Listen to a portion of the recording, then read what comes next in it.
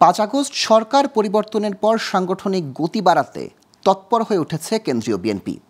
তারই অংশ হিসেবে কুষ্টিয়া জেলা বিএনপির আগের কমিটি ভেঙে 31 সদস্যের আহ্বায়ক কমিটি করা হয়।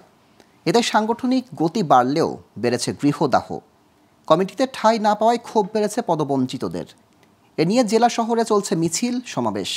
কুষ্টিয়া থেকে সোনিয়া আজিমের তথ্য ও চিত্র ডেস্ক রিপোর্ট।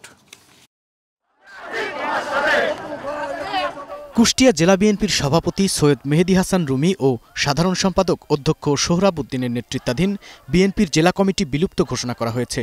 সাংগঠনিক গতি বাড়াতে 4 নভেম্বর দেয়া হয় আহ্বায়ক কমিটি। কুতুবুদ্দিন আহমেদকে আহ্বায়ক এবং প্রকৌশলী জাকির হোসেন সরকারকে সদস্য সচিব করে 31 সদস্যের কমিটি দেয় কেন্দ্রীয় বিএনপি। নতুন কমিটিতে সাংগঠনিক গতি বাড়লেও একই সাথে বেড়েছে গৃহদাহ। ত্যাগী নেতাদের অনেকেই বাদ পড়ায় ক্ষোভ তাদের। একটা জেলা বিএনপির নতুন কমিটি ঘোষণা করা হয়েছে, এই ত্যাগীদেরকে বঞ্চিত করা হয়েছে। এই কারণে আমরা এই কর্মসূচি ঘোষণা করছি। রাজনৈতিক অবস্থান নাই কুষ্টিয়ার মাটিতে, যাদের নামে কোনো মামলা নাই, যারা জেল খাটেন নাই, এই সমস্ত নেতাকর্মীদের দিয়ে এই কমিটি গঠন করা হয়েছে এবং এই কমিটিতে এমন এমন নেতাকর্মী রয়েছে যাদের 15-20 বছর কুষ্টিয়ার মানুষ কেউ বলতে পারবে না যে তারা রাজপথে তাদেরকে দেখেছে।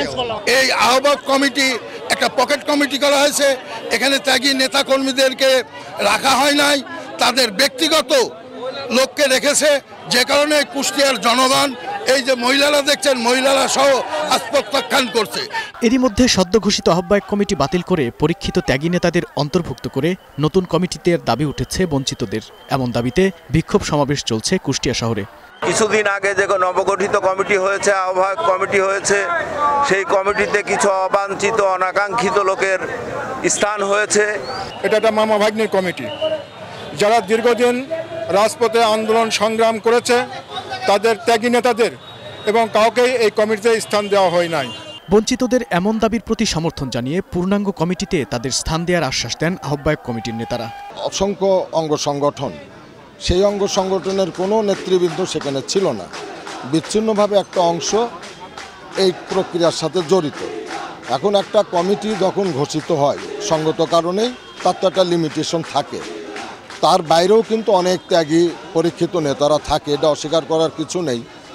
তা কেউ সংক্ষুব্ধ হতেই পারে, কেউ মনোকষ্ট পেতেই পারে, এটা আমাদের কোনো বক্তব্য না। এবং সেই মনোকষ্ট অথবা তার যদি বঞ্চিত মনে করে, সেটার অভিব্যক্তি ব্যক্তও সে করতে পারে, কিন্তু তারও একটা প্রক্রিয়া আছে। কুষ্টিয়া জেলা বিএনপিতে এমন সংকট দ্রুত সমাধান না হলে দলের মধ্যে বিভাজন বাড়তে থাকবে বলে জানান তৃণমূল নেতাকর্মীরা। Global television news desk.